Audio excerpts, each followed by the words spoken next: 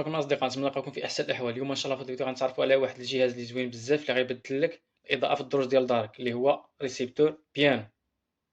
نشوفوا الامبالاج ديالو على هذا الشكل. الريسيبتور هو هذا، كيخدم لنا 500 واط ومن 12 فولت حتى 24 فولت، وفيه جوج كابليات، واحد ديال الفاز واحد ديال النوتر، وجوج كابليات ديال البروشمون ديال ديديكتور، وجوج ديديكتور، واحد كنديروه في المدخل ديال الدروج وواحد في النهايه ديال الدروج.